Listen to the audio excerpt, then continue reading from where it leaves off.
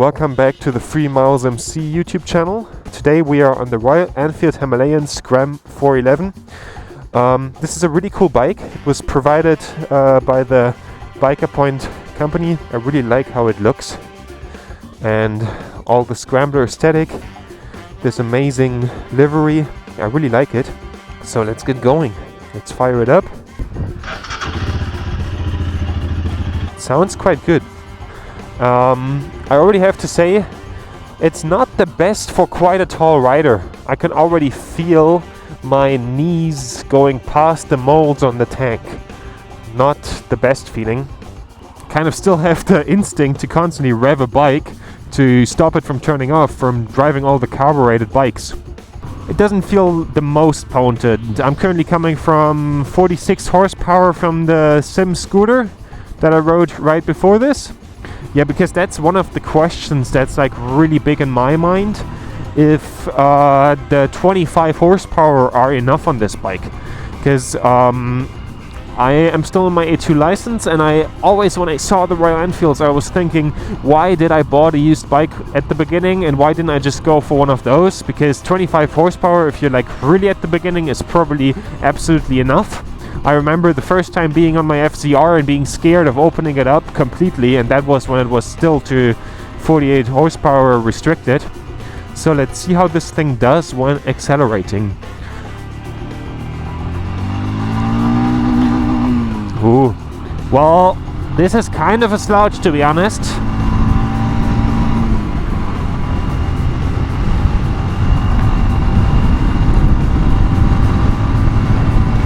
You really have to have the throttle just pinned open for this thing to do something.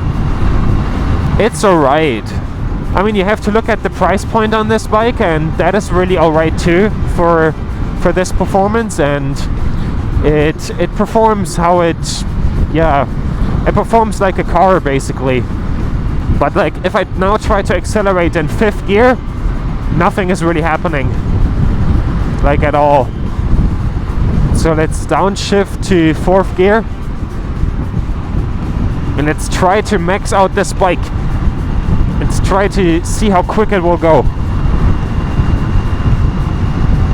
100, 110, 100. Come on. Come on. The thing is, I'm currently going on against really strong wind. I was earlier experiencing the wind from the side on another bike, and it kind of struggles to get above 120. Well, warm is something else.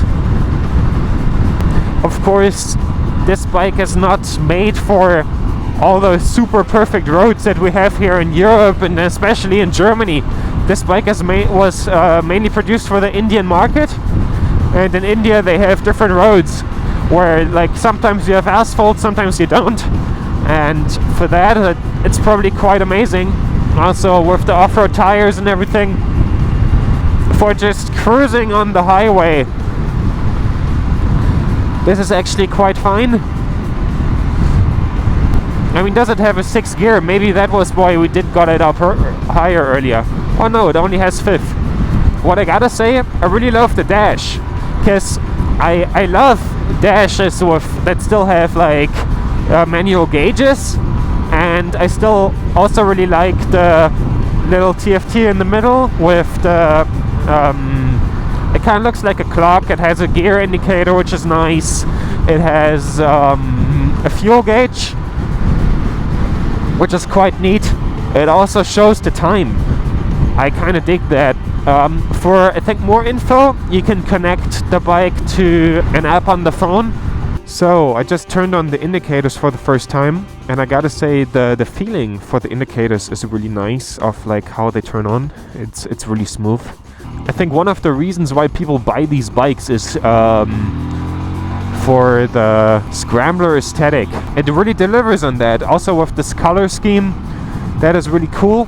And in general, the whole looks of it is nice with the round headlight. And also all the people I know that are really not that much into bikes, they all prefer this look of bike, so it's really cool in that regard. and I love the perspective you have from the cockpit right here with like the gauges and the mirrors. Feels satisfying. We now have the twisty road here, so let's get full on the gas and see how it feels. The bike turns in quite quickly due to its really narrow tires. That is cool. I really like that. So that is quite awesome. It's a bit similar to the feeling of the XJ600, even though this feels more confidence inspiring, of course, because the suspension is better and everything. But that is mainly due to because this is a more modern bike.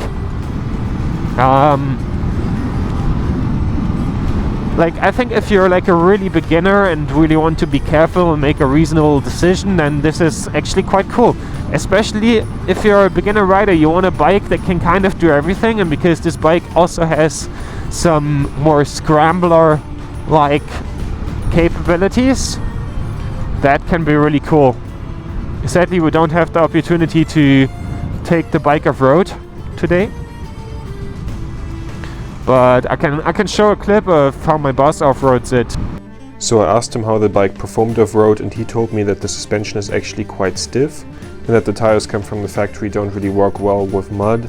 Also, the suspension is way more focused on street use, but it handles a dirt road completely fine.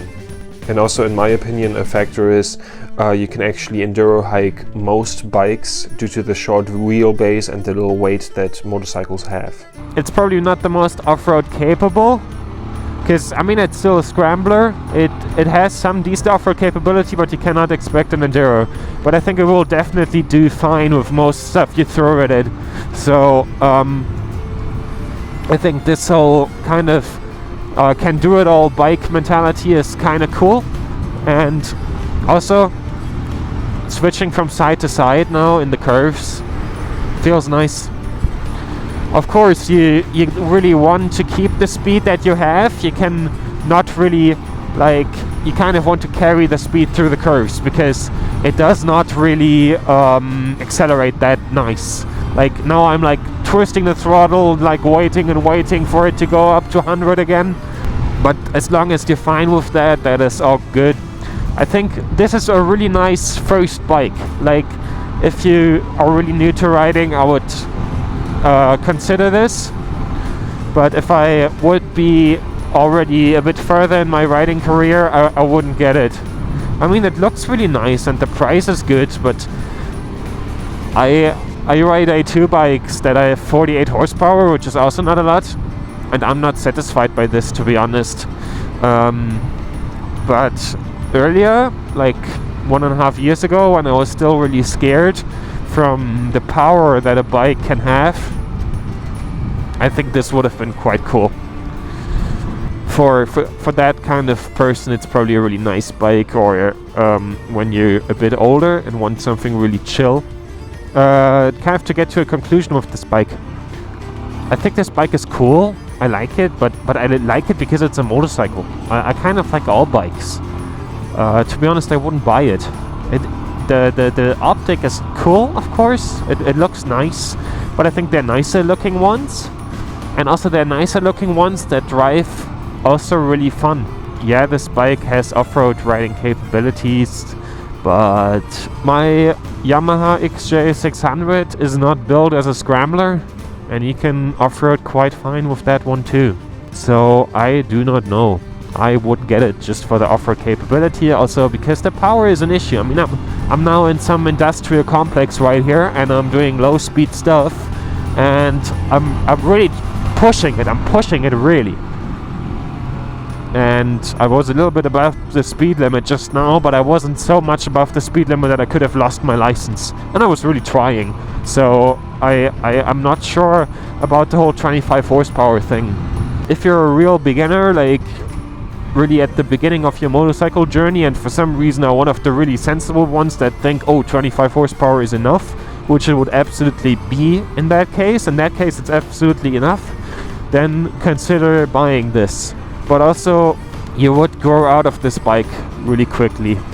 And I think the Continental GT also has a little bit of a skid plate, and there are people that also do off-roading stuff with it. I saw some videos of that. I think you are better off with something more along those lines, except if you're like a real beginner. Or I think I'm just going to pass right here.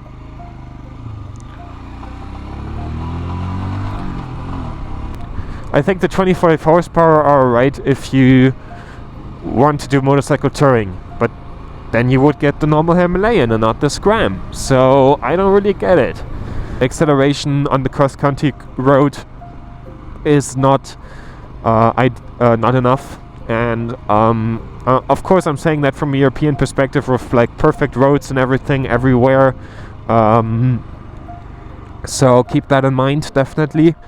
And I think for like a complete beginner, this could be actually quite cool, or for someone who's into the looks. But in my opinion, there are more beautiful bikes, also from Royal Enfield, with more power, that have better looks as well. So, yeah. Let's now wash this bike, because that's what I'm actually on this bike for. Okay. So I hope you liked my video on the Royal Enfield Scram 411 Himalayan.